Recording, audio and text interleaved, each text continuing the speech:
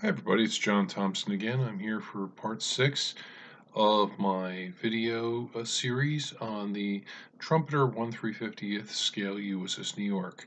I'm going to show you the project. I've done a lot of work since the last video. I've completed the final detailing. I've put flags aboard. I've added crew members, which are photo etch figures from Edward, as well as decaling. So here's the ship. Here we go. Hope everybody can get a good view. And I'm going to rotate it around. This is, you're looking at the starboard side here. Working around.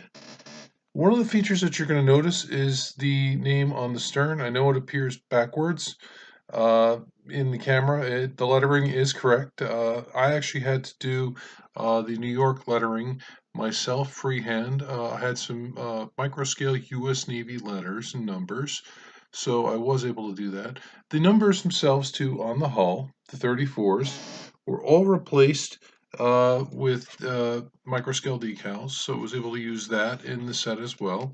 I did a basic rigging on this, very simple, effective rigging, and among the other things I did too was just add some crew here and there. Let me show you that. You can probably see some of them maybe. I know that this camera is probably not the best focus, but this is essentially what she's looking like from this angle, the whole ship. Added some nautical flags and completed the cranes. And there we go. Let's show you the stern here. I'm going to turn her around. This is the port side that I'm showing you. And you can see here, again, the detailing I put into the hull. I added rigging and some figures here and there again. I didn't want to overpopulate it with figures. I didn't want that to be overdone, which was one of the things that I was trying to avoid doing in the model. Now, there were a couple of issues that I did come into contact with in building this kit. Among those issues were basically finding rigging drawings. Unfortunately, I found an outboard plan of the Texas showing the rigging. However, the refit is different on the New York than it is on the Texas. The yard arm sits higher, and the rigging was different. So I've been looking online to find various pictures of models. So what I essentially did was an amalgam of all the different rigging configurations I found and try to pick what looked best on this. So it may not be 100% accurate. So if you're going to count rivets, you'll find I'm probably going to be a few short. But I did what looked good, and that was basically it. A lot of it too was making those photo etch railings. That was another challenge. Although they actually went on a lot easier than I thought they were going to be on the bow because I had glued the forward turrets in position, and because I had those turrets trained, they were covering a part of the bow. So originally, what I was going to consider doing was taking the side that was basically open, where I had full access to the length of, and doing a mirrored assembly, using that as a similar pattern for the other side to be symmetrical. And I actually didn't have to wind up doing that. I was surprised, actually. The rails were able to bend nicely, and I was able to sort of take care of that. The aft stern affair was actually very easy to do. It was just a matter of a few pieces. They gave me just enough rail material to basically go around the ship. So I did all around the upper part of the forward deck, main deck, and all the way around on the after part or stern deck. So that was all taken care of. The airplanes proved to be a little bit of a challenge. They're all clear. I like the all clear molded airplanes, and I'll tell you why I like them, because they actually look like glass with the canopies and everything. When they're painted, you can actually get a very nice looking aircraft. Now, the thing I don't like about having clear plastic is you have to be extremely careful when you glue stuff together.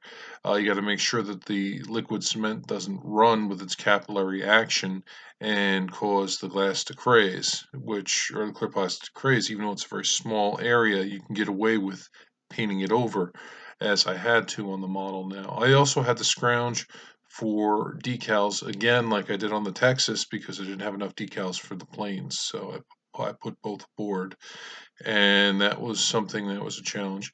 My detail painting on the inside edges of the photo etch for the cranes, that went very smoothly, just as smoothly as the catapult, and that made a huge difference in the assembly of the model. So those two things, the rigging, and I said basically the remaining details that I added sort of brought the model to a close. I'm going to actually show it to you once again, so this way you guys get a better idea of what she looks like.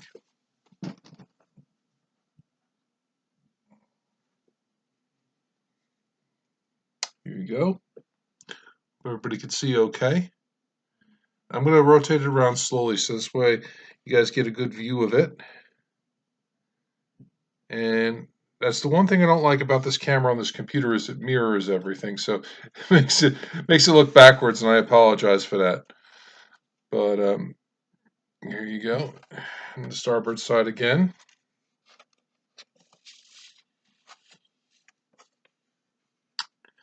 And the finished model. So this was a pleasure to show this series to you.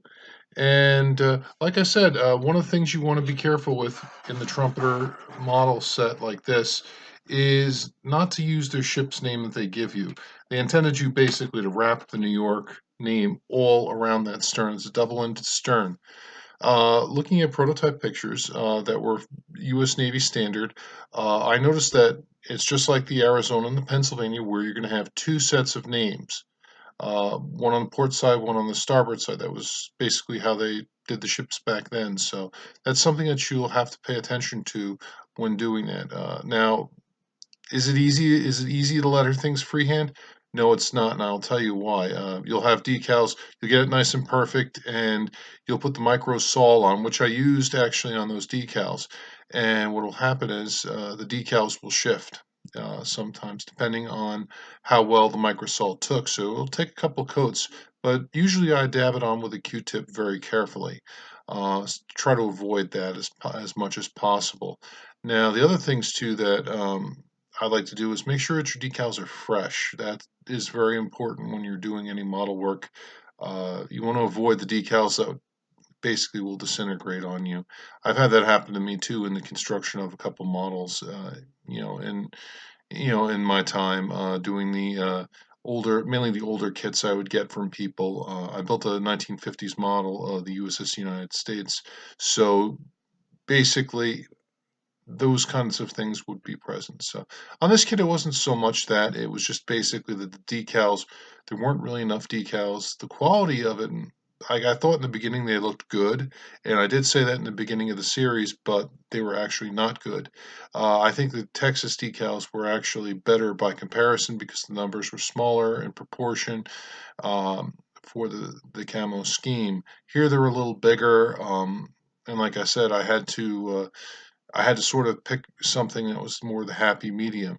Now, the other question and issue I noticed too is where do you place the 34 forward? Um, I found a couple things that were kind of contradictory, and I also looked at paintings and pictures of the USS New York. I had a painting which was on the box art that showed the 34 forward and higher than where it actually is in the model, where they tell you to put it. And then there's another couple pictures I saw where the 34 is actually in the right place, and then it's in a couple of other places. The numbers moved around on the ship depending on the scheme you're trying to model. So if you're doing the overall navy blue scheme, which I believe is measure 12, then that's different. If you're doing measure 21, which is the one with the navy blue hull and the light gray superstructure, your number is going to vary there. Locations will vary. And as well in this scheme, I did the measure 31A. So that's pretty much it. And I'll wrap up this series. So have a great day, and stay tuned for some more models. Have a great day.